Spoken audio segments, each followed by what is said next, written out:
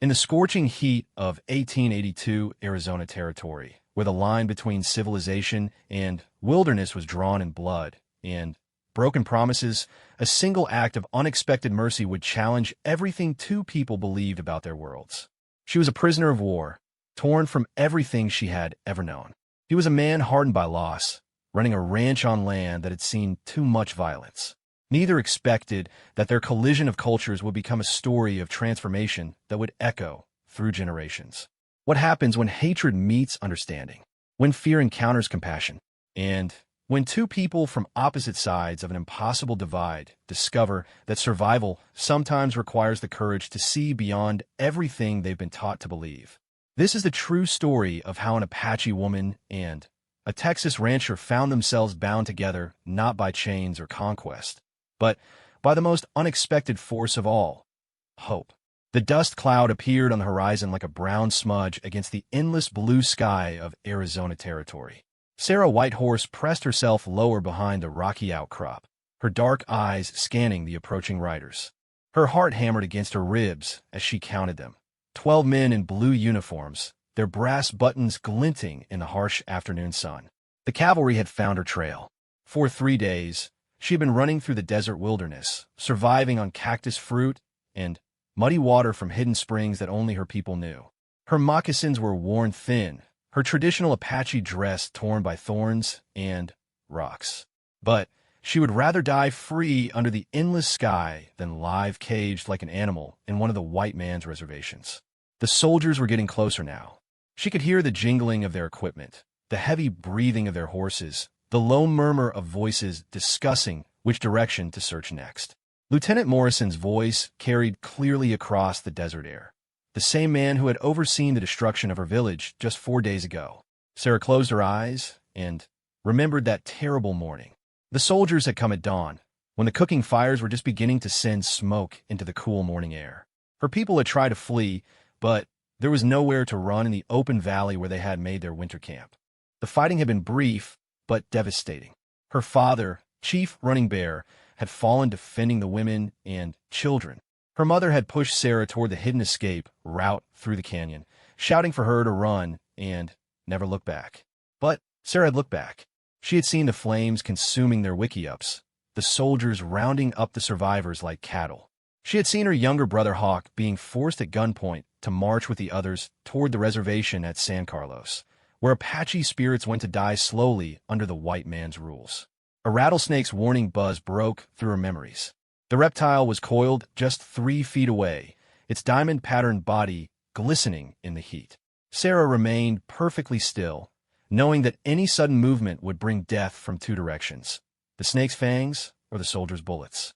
The cavalry patrol passed within 50 yards of her hiding place. She could see their faces now, young men mostly, their skin burned red by the desert sun, their eyes hard with the casual cruelty she had learned to fear. Lieutenant Morrison rode at the front, his weathered face set in permanent lines of disappointment and anger. Behind him, Sergeant Kelly kept checking his compass and pointing toward the mountains where Sarah had hoped to find refuge. "Trail goes cold here, Lieutenant," one of the soldiers called out. "Looks like she might have doubled back toward the river." Sarah held her breath. The river was miles in the opposite direction. If they believed that lie, she might have a chance to reach the safety of the high country where other Apache bands still roamed free. But Lieutenant Morrison was no fool. He had been hunting her people for 2 years, learning their tricks, studying their ways of moving across the land without leaving obvious signs. He raised his hand to halt the patrol and dismounted from his horse, walking slowly in a widening circle around the area where they had lost her trail. "She's close," he said, his voice carrying clearly in the thin air. "Apache don't just vanish. They're smart, but they're not ghosts." He paused near a patch of loose stones where Sarah had scrambled up the slope toward her current hiding place. His eyes followed the faint marks in the sand, the barely visible scuffs on the rocks. Sarah's fingers closed around the handle of her father's knife, the only weapon she carried. The blade was sharp enough to skin a deer or cut through rope, but against 12 armed cavalry soldiers, it would be useless. Still, she would not be taken alive. Death was preferable to the slow destruction of spirit that awaited her people on the reservation. The lieutenant was climbing now, following the trail she thought she had hidden so well. Each step brought him closer to her rocky shelter. Sarah could hear his breathing, the scrape of his boots on stone, the clink of his sword against his belt. In another minute, he would be close enough to see her crouched behind the boulder. She prepared to run. There was a narrow gap between two rocks that led to a steep ravine. If she could reach it before they fired their weapons, she might be able to disappear into the maze of canyons that cut through this part of the territory. It was a desperate plan, but it was the only chance she had. "Lieutenant," Sergeant Kelly's voice echoed off the canyon walls. Riders approaching from the south. Morrison froze on the slope below Sarah's hiding place. She could see the top of his campaign hat, the sweat stains on his blue uniform jacket. He was so close she could smell the tobacco on his breath and the leather of his equipment. "How many?" Morrison called back to his sergeant. "4 riders, sir. Moving fast. Looks like civilians." The lieutenant cursed under his breath and began climbing back down toward his horse. Sarah remained motionless, hardly daring to believe this stroke of luck. Whatever emergency was pulling the soldiers away might give her the time she needed to escape. But as the cavalry patrol mounted up and rode south toward the approaching riders, Sarah realized her situation had not improved. She was still trapped in hostile territory, still alone and exhausted, still hundreds of miles from any friendly Apache camp. The desert stretched endlessly in all directions, a vast expanse of rock and sand and thorny plants that could kill the unwary traveler in a dozen different ways. The sun was beginning its descent toward the western mountains, painting the sky in shades of orange and red that reminded her of the flames that had consumed her village. Soon it would be dark, and the desert would come alive with different dangers, coyotes and mountain lions, flash floods that could fill a dry wash with deadly water in minutes, and the bone-deep cold that followed the scorching heat of day. Sarah waited until the soldiers disappeared completely before emerging from her hiding place. The rattlesnake had vanished, perhaps sensing that the immediate danger had passed. She stood slowly, her muscles stiff from crouching motionless for so long, and looked around at the vast landscape that surrounded her. To the north lay the reservation at San Carlos, where her surviving family members were probably already being processed like goods in a warehouse. To the east stretched hundreds of miles of desert before reaching the settlements of New Mexico territory. The west offered no hope. That direction led deeper into Arizona, where more cavalry patrols and hostile ranchers waited to kill or capture any Apache they found. That left only the south, toward the border with Mexico, where some Apache bands had found refuge in the Sierra Madre Mountains. It was a journey of at least 200 miles across some of the harshest terrain in North America.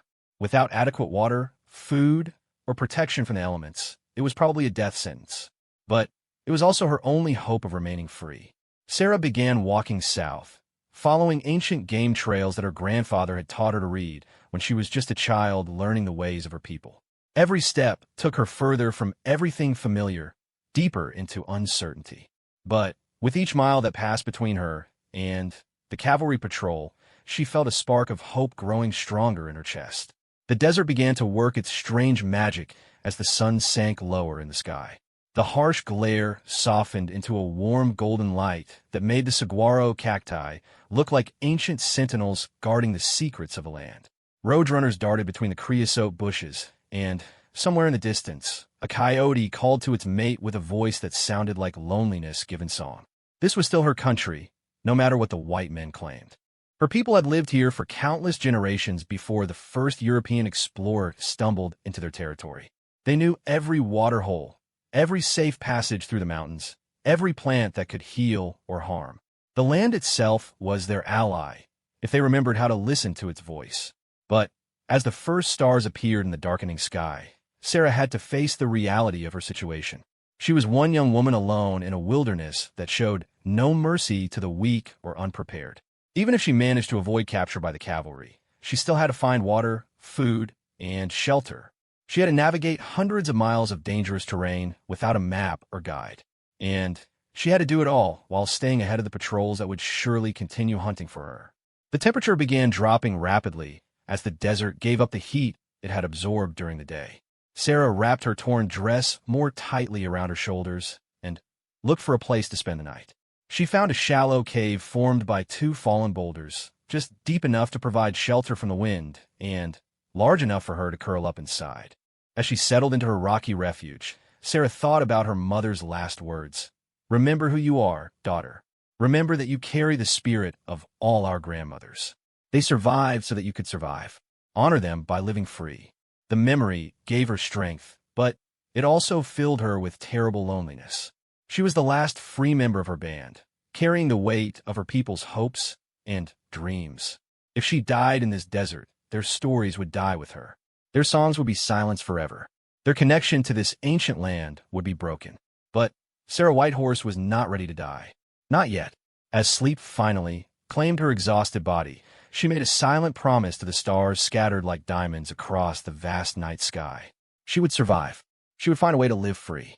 And somehow, someday, she would return to help her people remember what it meant to be Apache. The desert wind whispered through the rocks around her makeshift shelter, carrying the scent of sage and the distant promise of rain. Somewhere in that wind, Sarah could almost hear the voices of her ancestors, urging her forward into whatever tomorrow might bring. She was no longer just a young woman running from soldiers. She had become something more, a keeper of memory, a guardian of hope, a living symbol of everything the white man's civilization could not break or cage. Tomorrow she would continue south, toward the distant mountains, and the possibility of freedom. Tonight, she rested in the embrace of a land that had shaped her people for thousands of years, drawing strength from the eternal patterns of star and stone that had witnessed the rise and fall of countless civilizations. The desert had made her people strong. Now it would test whether that strength was enough to carry her through the trials ahead. 3 weeks after Sarah Whitehorse disappeared into the desert, rancher Thomas McKenna was dealing with problems of his own.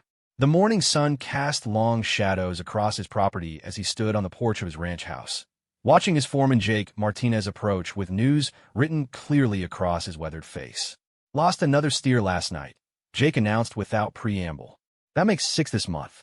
Found tracks heading toward the canyon country. Thomas removed his hat and ran his fingers through prematurely gray hair. At 35, he looked older than his years, worn down by 5 years of trying to make a living on land that seemed determined to kill anything foolish enough to try to civilize it. The Broken T Ranch sat in a valley 30 miles south of Tucson, surrounded by mountains that harbored Apache raiding parties, Mexican bandits, and every other form of trouble the territory could produce. Apache? Thomas asked, though he already knew the answer. Most likely. Found some moccasin prints near where we lost the herd last week. Could be that band that escaped from San Carlos last month. Thomas nodded grimly. The Apache breakout had been the talk of every settlement in Arizona territory. 43 warriors and their families had vanished from the reservation in a single night, disappearing into the wilderness like smoke on the wind. The army had been chasing them for weeks without success, and now the raiders were getting bold enough to hit isolated ranches in broad daylight. The Broken T had already lost too much to Apache raids. Thomas's wife Margaret had died in one such attack 3 years ago, along with their young son Benjamin. The memory still haunted him. The sound of war cries cutting through the morning air, the smell of smoke from the burning barn, Margaret's voice calling his name as he fought desperately to reach her. He had found them too late. Mother and child lay together in the ruins of what had been their home, taken from him by a people he had never wronged, whose grievances were against the government, not against a man trying to build something decent in the wilderness. Double the night watch, Thomas told his foreman, and send word to Fort Huachuca. Maybe the army can spare a patrol to sweep the area. Jake nodded and turned to go, but stopped when a dust cloud appeared on the eastern horizon. Both men watched as a small group of riders approached the ranch at a steady pace. As they drew closer, Thomas could make out the blue uniforms of cavalry soldiers. Lieutenant Morrison led the patrol into the ranch yard, his horse lathered with sweat and foam. Behind him rode 8 soldiers, their faces grim with exhaustion and frustration. Between 2 of the mounted troopers, a figure walked with hands bound behind her back, a young Apache woman in traditional dress, her long black hair hanging loose around her shoulders. Mr. McKenna, Morrison said, touching the brim of his campaign hat in greeting. We caught this one, trying to steal horses from the Patterson spread 20 miles north of here. Wonder if you might have seen any other Apache sign in the area. Thomas found himself staring at the captured woman. She was young, probably no more than 20, with intelligent dark eyes that seemed to take in every detail of her surroundings. Despite her obvious exhaustion and the rope burns on her wrists, she held herself with a dignity that impressed him against his will. Lost some cattle recently, Thomas replied, forcing his attention back to the lieutenant. My foreman found tracks heading toward the mountains. This one's not talking, Morrison said with disgust. Won't give us her name, won't tell us where the rest of her band is hiding. Stubborn as a mule. The woman's eyes flickered toward Thomas at that moment, and he saw something in her expression that surprised him. Not hatred or fear, but a kind of weary resignation, as if she had already accepted whatever fate awaited her. What'll you do with her? Thomas asked. Take her back to San Carlos, assuming we can keep her alive that long. She's been running for weeks, living on cactus fruit and muddy water. Doc says she's half-starved and dehydrated. Thomas looked at the woman again. She was swaying slightly on her feet, and he could see the exhaustion written in every line of her body. Her lips were cracked from thirst, her dress torn and dirty from weeks in the wilderness. My horses need rest and water, Morrison continued. Mind if we water them here before heading back? It's a long ride to the fort. Of course, Thomas replied automatically, his attention still focused on the Apache woman. Something about her situation bothered him, though he could not quite identify what it was. As the soldiers dismounted and began leading their horses toward the water trough, the woman stumbled and nearly fell.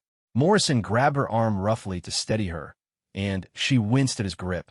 Careful with the merchandise, Lieutenant, one of the soldiers laughed. Government wants them delivered alive. The casual cruelty in the man's voice stirred something in Thomas that he had thought buried along with his wife and son. These were the same soldiers who had failed to protect his family when they needed help. The same army that promised to keep the territory safe, but could not prevent raids on isolated ranches. Now, they were treating a half-starved woman like a piece of property to be delivered to the reservation. She needs water, Thomas said suddenly. Morrison looked at him with surprise. What's that? The woman. She needs water. And food. She's Apache, Mr. McKenna. Remember what her people did to your family. Thomas felt his jaw tighten at the reminder. But, looking at the young woman swaying on her feet, he found he could not connect her with the painted warriors who had destroyed his life 3 years ago. She was just a person in desperate need of help. Maria, he called toward the house. His housekeeper, a middle-aged Mexican woman who had worked for the ranch since before Margaret's death, appeared on the porch. Maria Gonzalez was a practical woman who asked few questions and judged people by their actions rather than their ancestry. Bring some water and food for the prisoner, Thomas instructed. Morrison frowned, but did not object. The Army regulations probably required him to keep his prisoners alive during transport, and he was clearly grateful for any help that would make his job easier. Maria returned with a tin cup of cool well water and a plate of beans and corn tortillas. She approached the Apache woman with the casual kindness she would show to any guest, untying the leather cord that bound the woman's hands so she could eat and drink. The woman took the water cup with hands that trembled slightly. She drank slowly, carefully, like someone who had learned not to waste precious resources. When she finished, she looked directly at Thomas and spoke a single word in English, thanks. Her voice was hoarse from thirst and disuse, but there was dignity in it that impressed him. Despite everything she had endured, she had not forgotten basic courtesy. What's your name? Thomas asked gently. The woman hesitated, glancing toward Lieutenant Morrison before answering. Sarah, she said quietly. Sarah what? Sarah Whitehorse. Morrison snorted. First time she's told us that much. Usually won't say a word. Thomas nodded to Maria, who handed the woman the plate of food. Sarah ate slowly and deliberately, savoring each bite like someone who had not tasted cooked food in weeks. Thomas found himself wondering about her story, how she had ended up alone in the desert, what had happened to her family, why she had risked everything to avoid the reservation. The questions reminded him uncomfortably of his own losses. After Margaret and Benjamin died, he had considered leaving Arizona Territory, selling the ranch, and starting over somewhere safer. But something had held him here, partly stubborn pride, partly a refusal to let the raiders drive him away from the life he had tried to build. Now, he wondered if this young woman was fighting the same battle he was, trying to hold on to something precious in a world that seemed determined to take it away. Ready to move out, Morrison announced after his men had watered their horses and refilled their canteens. Thanks for the hospitality, Mr. McKenna. Maria retied Sarah's hands, but more gently than before. As the patrol prepared to leave, Sarah looked back at Thomas with an expression he could not quite read. There was gratitude there, but also something that looked like regret, as if she were sorry for the trouble her people had caused him. Thomas watched the riders disappear into the heat shimmer of the desert, carrying the young Apache woman toward a fate that was probably worse than death. The reservation at San Carlos was a place where spirits went to die slowly, where proud people were reduced to begging for government rations and watching their children forget the old ways. "Patron," Maria said quietly beside him, "you did a good thing." Thomas was not so sure. He had given a cup of water and a plate of food to an enemy of his people, to a member of the tribe that had murdered his family. By any reasonable standard, he should have let her suffer. He should have felt satisfaction at seeing one of the raiders finally caught and facing justice. Instead, he felt hollow and strangely disturbed. The woman's dignity in the face of defeat had reminded him of something he had almost forgotten, that courage and honor were not the exclusive property of any one people, that sometimes the line between civilized and savage had more to do with how you treated those who could not defend themselves than with the color of your skin or the language you spoke. That night, Thomas lay awake in his empty house, staring at the ceiling and thinking about Margaret and Benjamin. He had loved them deeply, and their loss had nearly destroyed him. For 3 years, he had carried his grief and anger like a burden, letting it poison every aspect of his life. But seeing Sarah Whitehorse today had shown him something unexpected. Revenge had not brought him peace. Hatred had not filled the empty space in his heart. If anything, the cycle of violence had made everything worse, trapping both sides in an endless spiral of raids and reprisals that solved nothing and hurt everyone. Maybe it was time to try a different approach. Maybe there was a way to honor Margaret and Benjamin's memory that did not require adding to the suffering in the world.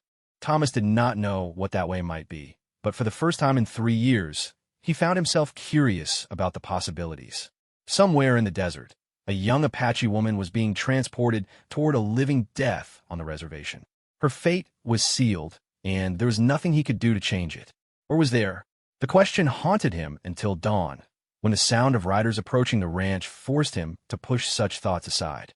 Jake Martinez was returning from his patrol of the southern range, and from the expression on his face, he had more bad news to report.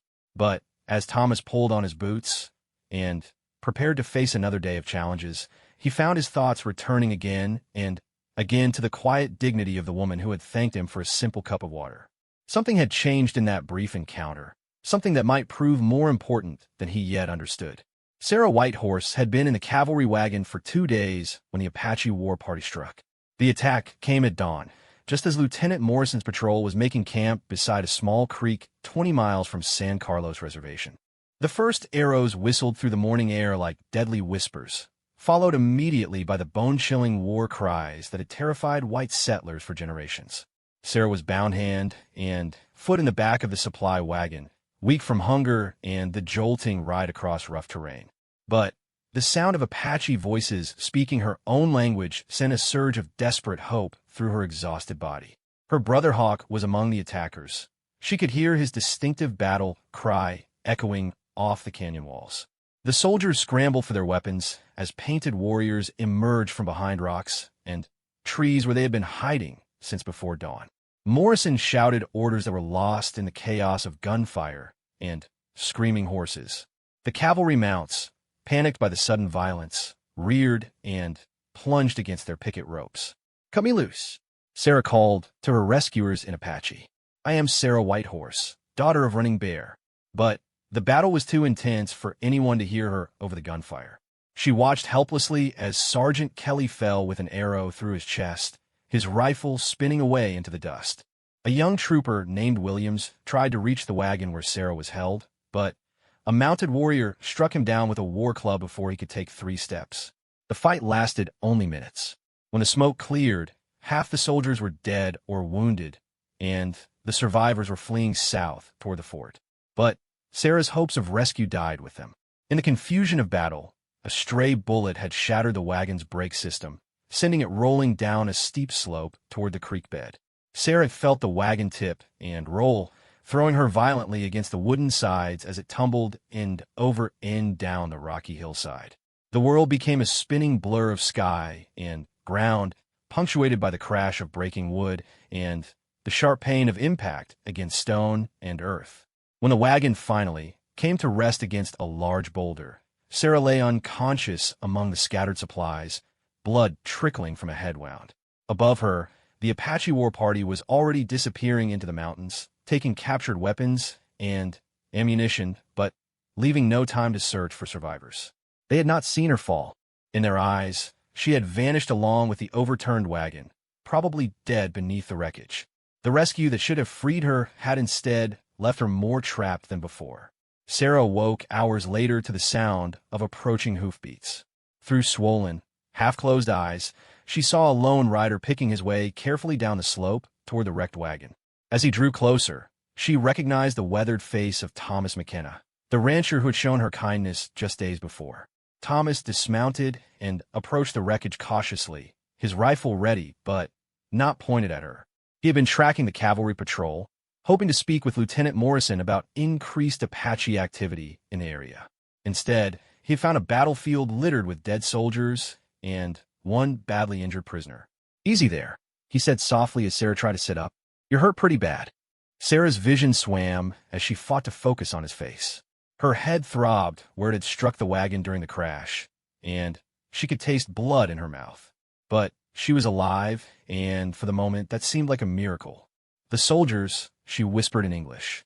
"Most of them got away," Thomas replied. "But not all." He looked around at the scattered bodies and the evidence of the brief, violent battle. "Your people?" Sarah nodded painfully. "My brother. He came for me." Thomas studied her face, seeing the mixture of grief and frustration there. She had been rescued and lost again in the space of minutes, leaving her worse off than before.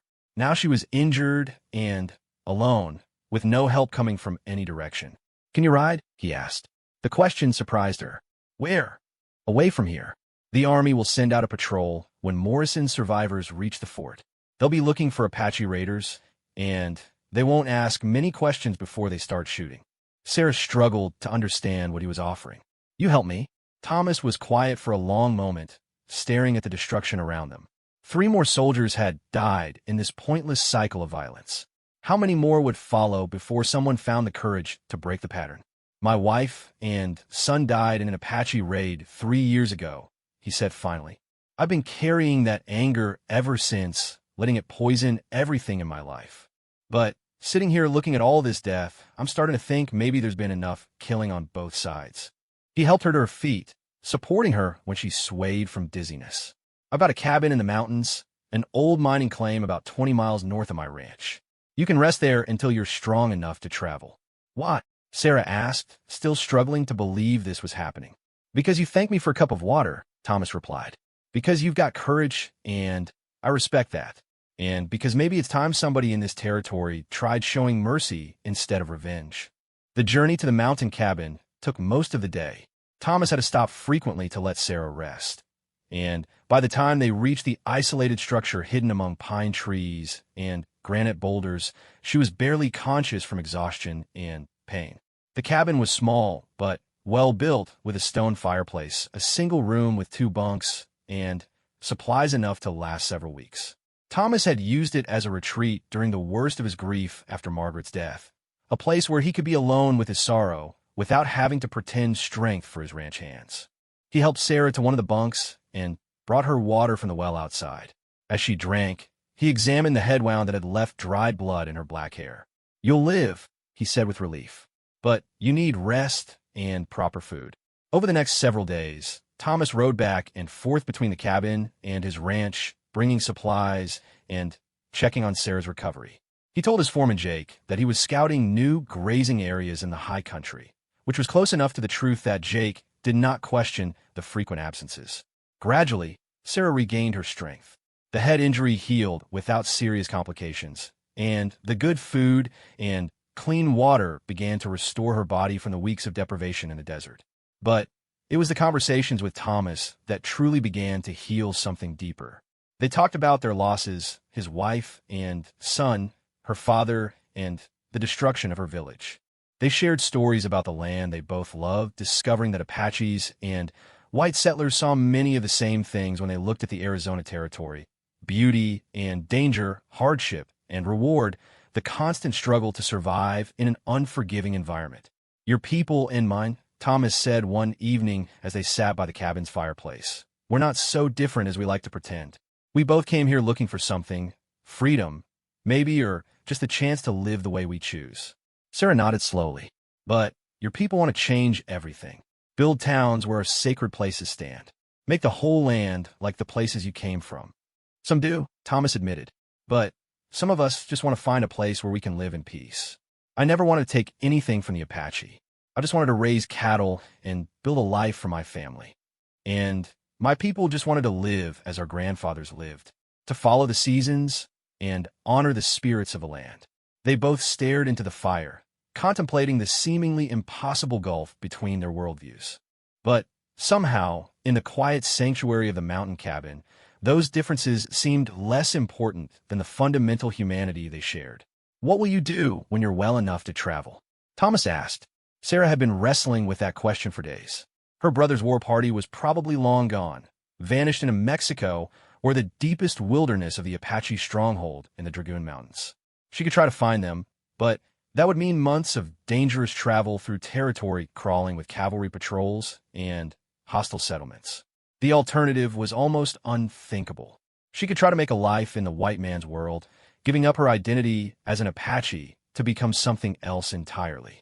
But that path led toward a different kind of death, the slow extinction of everything that made her who she was. "I don't know," she admitted. "Both choices feel like dying." Thomas understood that feeling better than she realized. After Margaret and Benjamin's death, he had faced a similar choice between holding on to the past and trying to build something new from the ruins of his old life. "Maybe there's a third choice," he said quietly. "What do you mean?" Thomas stood and walked to the cabin's single window, looking out at the moonlit landscape that stretched endlessly in all directions. "I've been thinking about something since the day I found you in that wrecked wagon. About what my wife would want me to do if she were still alive." He turned back to face Sarah. Margaret believed that people could change, that they could choose to be better than their worst impulses. She used to say that every act of kindness made the world a little bit better, even if you couldn't see the results right away. Sarah waited for him to continue, sensing that he was working towards something important. "I think she would want me to offer you a choice that doesn't require you to give up who you are," Thomas said finally. "A place where you could be safe while you decide what comes next. At your ranch. As my employee. Officially, anyway. Most people wouldn't look too closely at a Mexican woman working as a housekeeper and translator. Maria could teach you what you need to know about living in the white world, and you could teach me about Apache ways of dealing with this land." Sarah stared at him in astonishment. "You would trust me? After what my people did to your family?" "You're not responsible for what other people did," Thomas replied. "You can only be held accountable for your own choices. And everything I've seen suggests that you're a person of honor, regardless of what tribe you were born into." The offer was so unexpected, so generous, that Sarah found herself speechless. It was not the life she had imagined for herself, but it was something she had not dared to hope for, a chance to survive without betraying everything she believed in. "I would need time to think about this," she said finally. "Of course. And if you decide you'd rather try to find your brother's band, I'll give you supplies and directions to the safest route south." That night, Sarah lay awake in her bunk, staring at the ceiling and trying to understand how her life had taken such an unexpected turn. A week ago, she had been a prisoner facing a slow death on the reservation. Now she was being offered something that seemed too good to be true, a chance to bridge two worlds that had been at war for as long as anyone could remember. Outside the cabin, a coyote called to its mate, the wild sound echoing off the mountain walls. Somewhere in that voice, Sarah heard an echo of her grandfather's teachings about the interconnectedness of all life, the belief that everything in the world was part of a great web of relationships that included enemies as well as friends. Maybe Thomas McKenna was right. Maybe there was a third choice, a path that honored both her Apache heritage and the need to find a way forward in a changing world. It would require courage of a different kind than she had ever needed before. The courage to trust a man whose people had been her enemies, the courage to believe that understanding was possible even across the deepest cultural divides. As dawn broke over the mountains, painting the sky in the sacred colors of the four directions, Sarah made her decision. She would accept Thomas's offer, not as a surrender to the white man's world, but as a new kind of battle, a fight to prove that two very different peoples could find common ground if they had the wisdom to look for it. The war between Apache and white settlers would continue to rage across Arizona territory for years to come. But in a small mountain cabin hidden among the pines, the first tentative steps toward peace had already begun.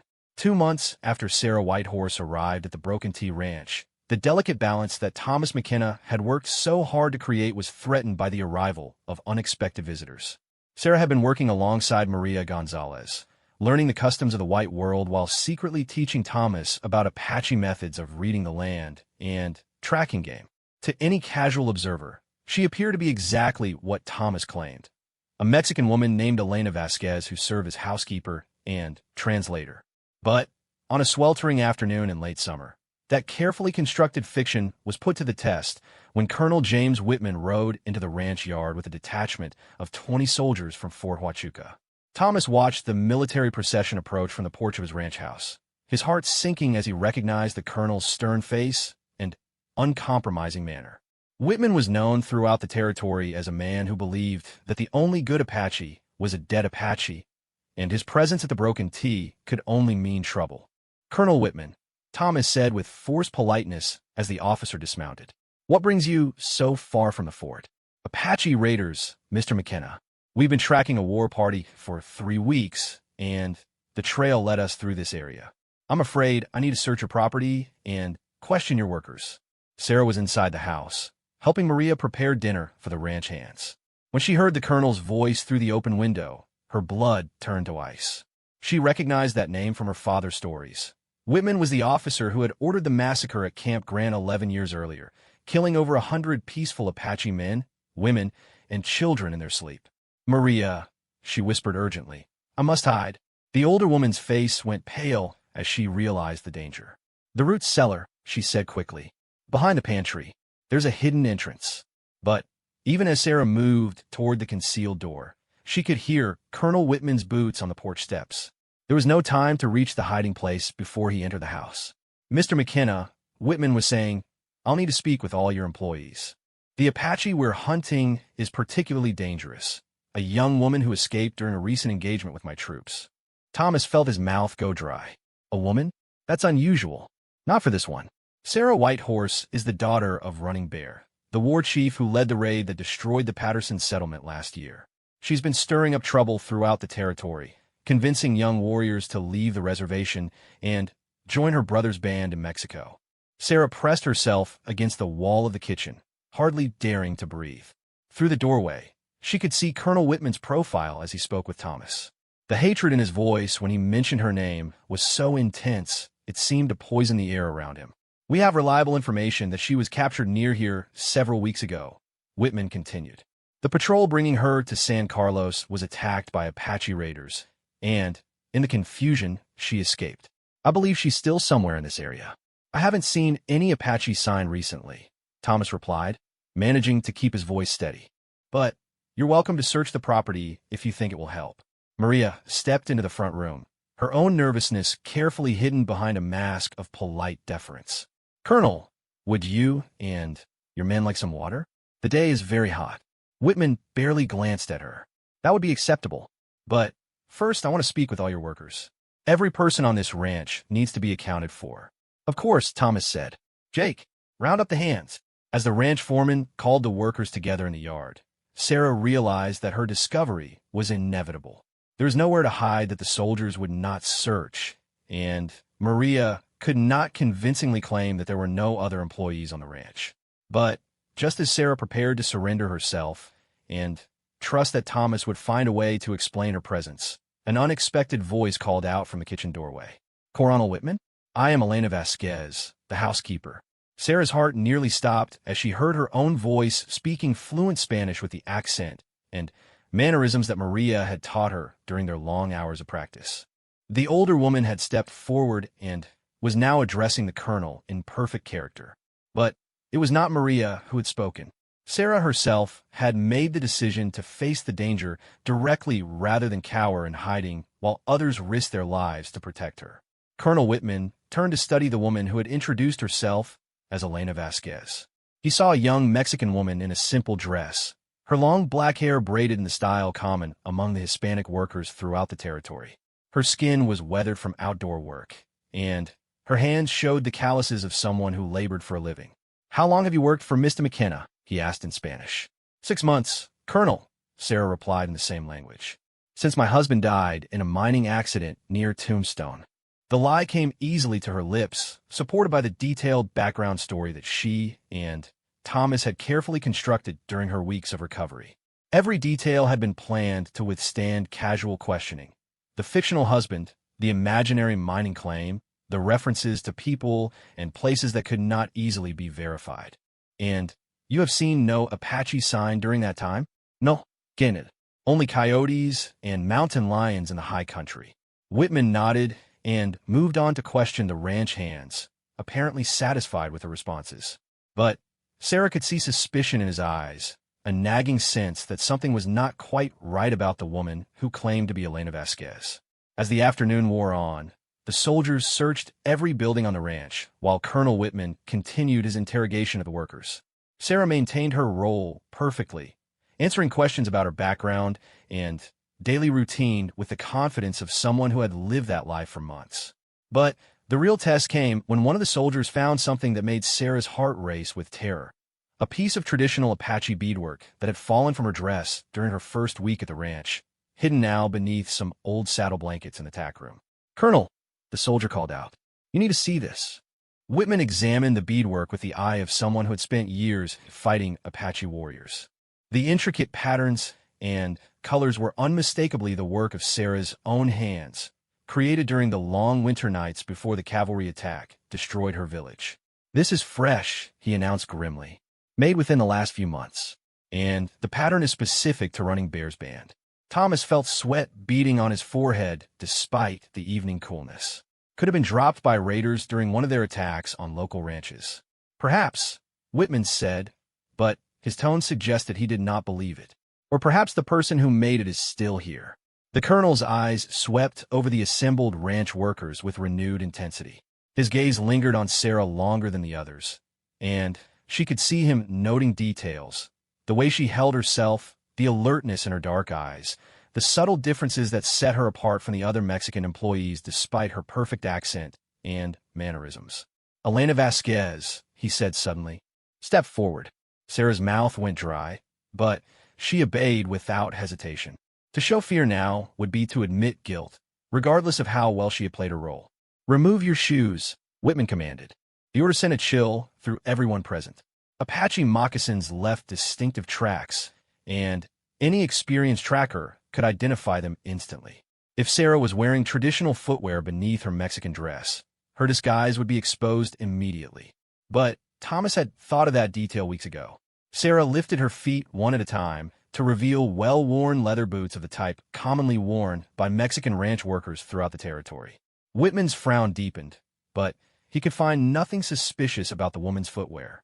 Still, his instincts told him that something was wrong, that the answers he was receiving were too perfect, too carefully rehearsed.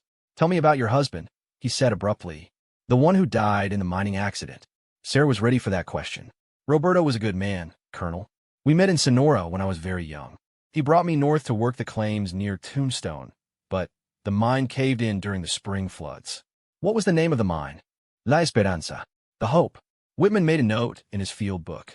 Sarah knew that he would try to verify her story when he returned to the fort, but she was confident that the fictional mine would prove impossible to trace. Maria had helped her choose details that sounded authentic, but could not be easily confirmed or disproven. As darkness began to fall across the desert, Colonel Whitman finally admitted defeat. Despite his suspicions, he had found no concrete evidence that the Apache woman he sought was hiding at the Broken T Ranch. The beadwork could have been dropped during a raid, and the Mexican housekeeper's story was consistent in every detail. "We'll be moving on," he announced to Thomas. "But I'm posting a reward of $500 for information leading to the capture of Sarah Whitehorse. If she's in this area, someone will eventually spot her." After the soldiers departed, Sarah collapsed into a chair in the ranch house kitchen, her hands shaking from the strain of maintaining her disguise under such intense scrutiny. The danger had passed, but the experience had shown her how precarious her situation truly was. "You did well," Thomas told her quietly. "But Whitman suspects something. He'll probably send men to watch the ranch from time to time." "Maybe I should leave," Sarah said. "Find my brother's band in Mexico before I bring more trouble to your home.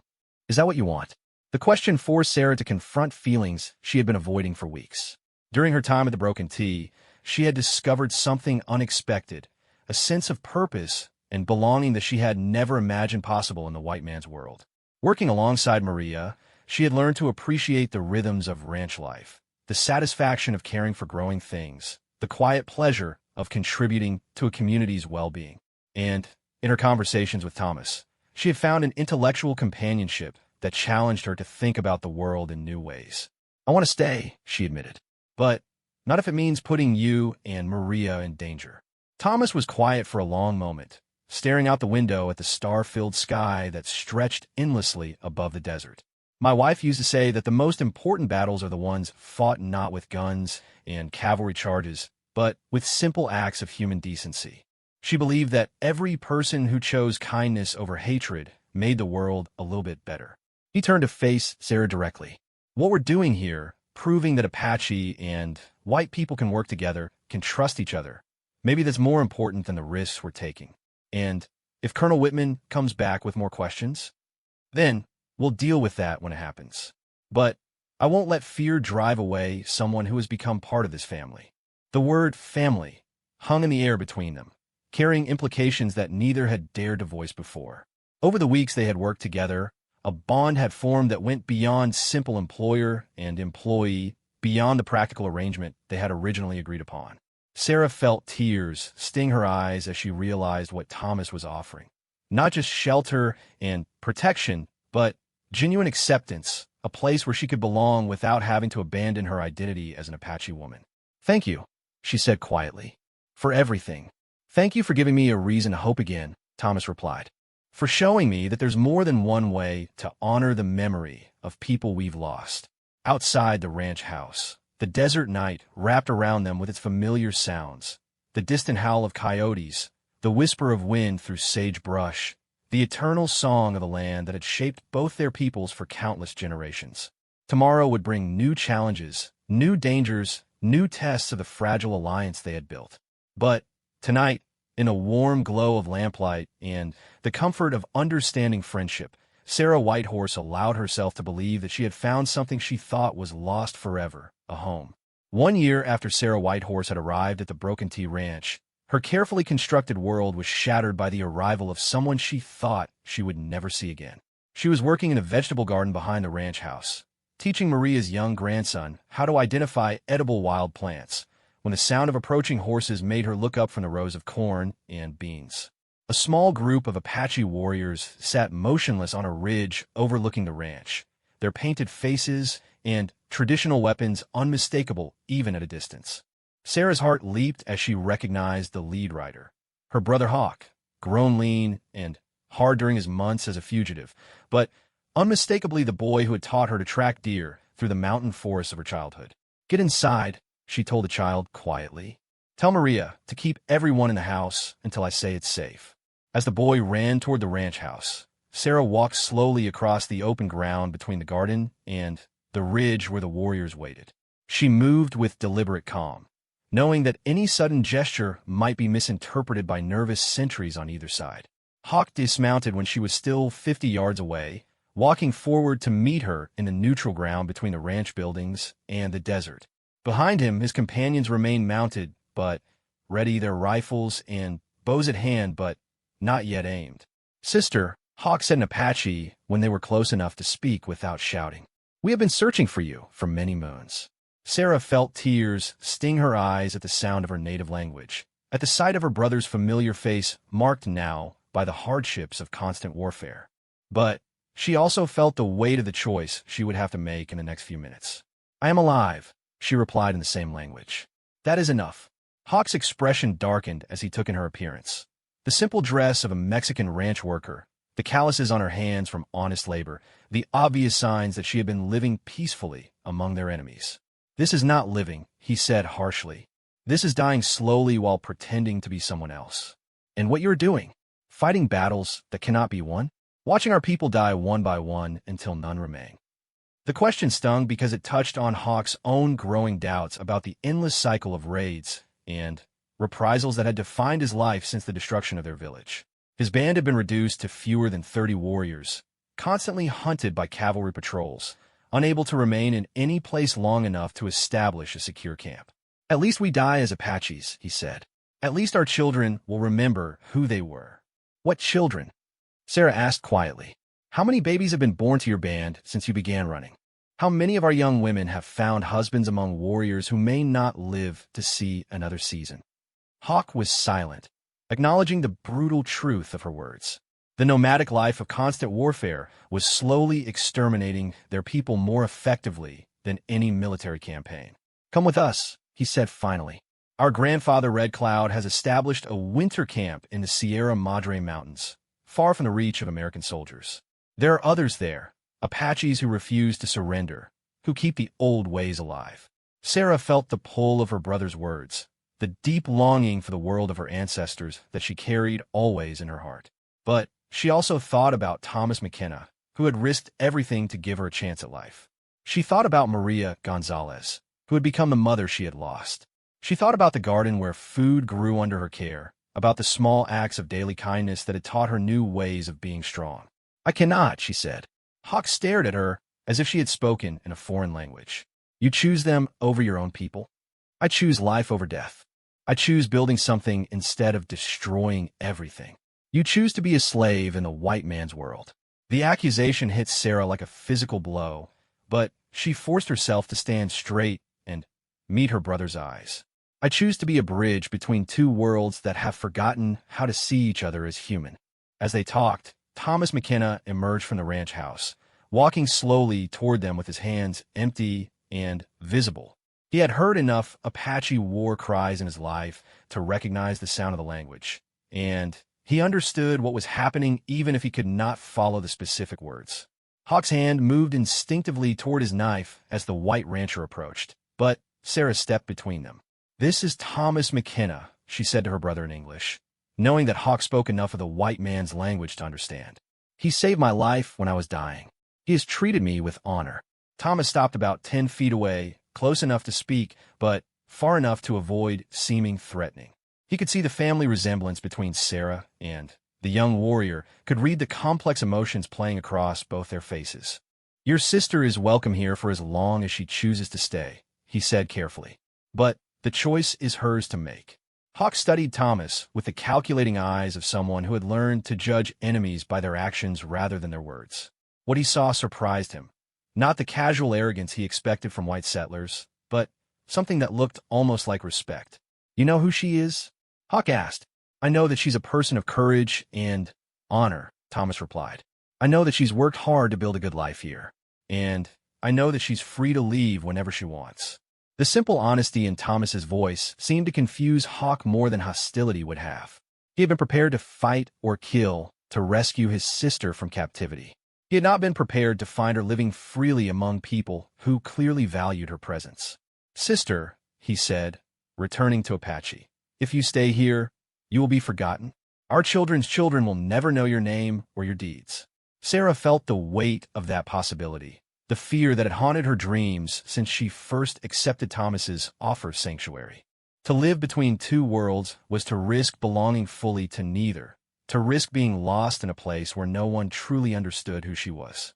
But as she looked at her brother's face, hardened by months of constant warfare, she realized that the traditional Apache way of life he was trying to preserve had already changed beyond recognition. The free-roaming bands of her childhood were gone, replaced by desperate fugitive groups that survived by raid and ambush. The great chiefs who had led their people with wisdom and spiritual authority had been killed or captured, replaced by young war leaders like Hawk whose only skill was in fighting battles they could never truly win. And if I go with you, she said, I will be remembered as someone who died running from a world she could not understand. Our children's children will know my name, but they will not know what I learned about finding peace instead of war. She gestured toward the ranch buildings, toward the garden where corn and beans grew in neat rows toward the well that provided clean water year-round. This place was built by people who found a way to work with the land instead of just taking from it. Maybe that's something our people need to learn. You sound like the agency Indians, Hawk said with disgust. Talking about learning the white man's ways, forgetting the gifts the Creator gave to the Apache people. I have not forgotten, Sarah replied firmly. Every day, I remember the stories our grandmother told us. Every night, I speak to the spirits of the four directions. Every season, I honor the ceremonies that connect us to the sacred places of our ancestors. She paused, letting her brother see the sincerity in her eyes. But I also remember what our father told us about the responsibility of leaders, that sometimes you must make choices that others cannot understand, choices that seem like betrayal but are really about ensuring survival. Thomas watched the siblings struggle with their conflicting loyalties, understanding more than they realized about the impossible position Sarah found herself in. He had faced a similar choice after Margaret's death, whether to let grief and anger define the rest of his life, or whether to find a way to build something meaningful from the ashes of his loss. Hawk, Sarah said finally, using her brother's English name. Take word to our grandfather Red Cloud. Tell him that Sarah Whitehorse lives, and that she has found a way to serve our people by showing that Apache and White can work together without either losing their souls. Hawk was quiet for a long moment, his eyes moving between his sister and the white rancher who had become her unlikely protector. Finally, he nodded slowly. I will carry your words to our grandfather, but I will also tell him that you have chosen a lonely path, walking between two worlds that may never fully accept you. Perhaps, Sarah agreed, but perhaps that is where bridges must be built, in the lonely places where no one else is willing to stand. As Hawk prepared to rejoin his companions, Sarah reached into her dress and withdrew a small piece of traditional beadwork, not the one that had nearly betrayed her to Colonel Whitman, but a new creation she had made during the long winter evenings, working by lamplight while Thomas read aloud from books about history and philosophy. Give this to our grandfather, she said, pressing the intricate design into her brother's hand. Let him know that the old ways live on, even in places where no one expects to find them. Hawk accepted the gift and tucked it carefully into his war shirt. Then, impulsively, he reached out and touched his sister's face with gentle fingers. Be strong, sister. The path you have chosen will not be easy. Neither is yours, Sarah replied. May the spirits watch over you and bring you safely to the winter camps. As Hawk and his warriors disappeared into the desert, Sarah stood in the gathering twilight and watched them go. Part of her heart rode with them toward the distant mountains where the last free Apaches maintained their traditional way of life. But another part remained firmly rooted in the place she had made for herself at the Broken Tea Ranch. Thomas approached quietly and stood beside her, both of them looking toward the horizon where dust still marked the passage of the Apache war party. Do you regret your choice? He asked. Sarah considered the question seriously before answering. I regret that any choice was necessary. I regret that the world has become a place where people must choose between survival and identity. But I do not regret staying here, even if it means living between two worlds, never fully belonging to either. Maybe that's where the future lies, Sarah said thoughtfully. Not in the complete victory of one people over another, but in the places where different ways of life learn to coexist. Over the following months, news filtered back from the desert about Hawk's band and the other Apache groups still fighting for their freedom. Some joined Geronimo's final campaign against the army. Others made their way to the Sierra Madre camps where they could live as their ancestors had, at least for a while. All of them faced an uncertain future in a world that was changing faster than any traditional society could adapt. But at the Broken Tea Ranch, a different kind of future was taking shape.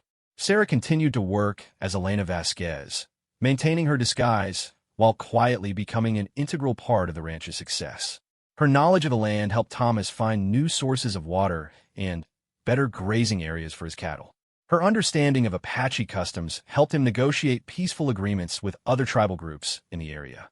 Most importantly, her presence served as a living example that the barriers between peoples were not as absolute as both sides believed. The Mexican and Anglo ranch workers learned to respect her wisdom about desert survival and animal behavior. She learned from them about agriculture and business practices that could help any people thrive in the harsh environment of Arizona Territory. When Maria Gonzalez finally retired to live with her daughter's family in Tucson, Sarah took over her responsibilities as head of the household.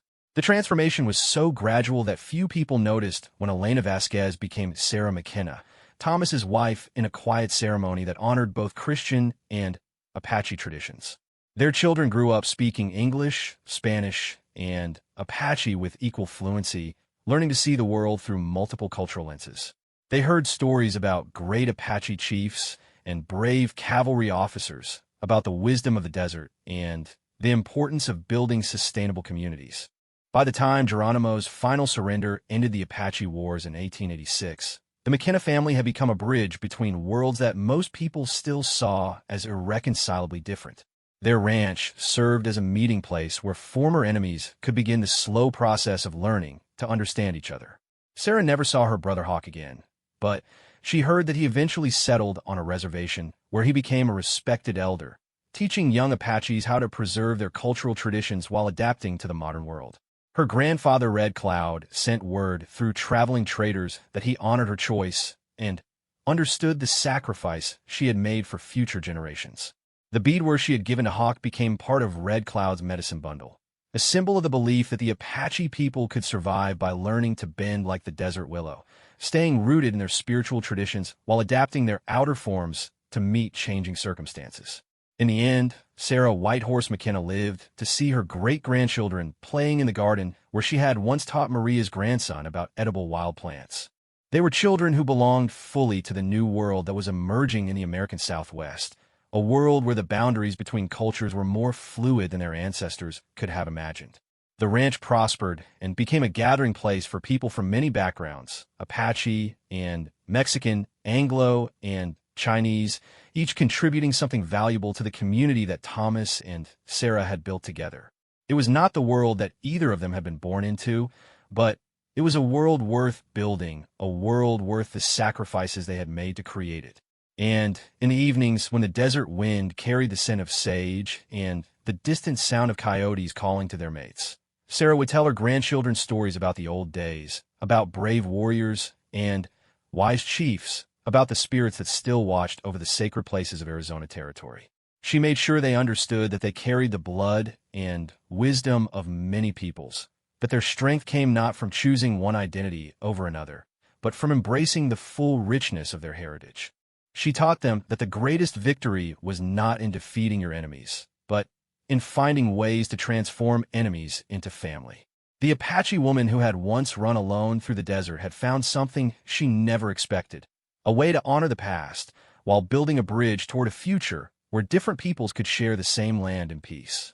It was not the ending that anyone could have predicted, but it was an ending that proved the power of courage, compassion, and the fundamental belief that all human beings deserve the chance to live with dignity.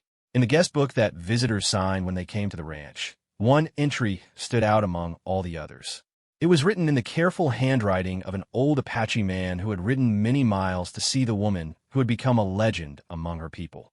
Sarah Whitehorse McKenna, the entry read, has shown us that there are many ways to serve the people. Some serve by fighting, some serve by teaching, some serve by building bridges where none existed before. All are necessary, all are honored. It was signed simply Red Cloud, and it remained in the guest book for generations, a reminder that the greatest acts of courage sometimes happen not on battlefields, but in the quiet moments when people choose understanding over hatred, hope over fear, and love over the endless cycle of revenge that had once seemed the only option for those caught between two worlds.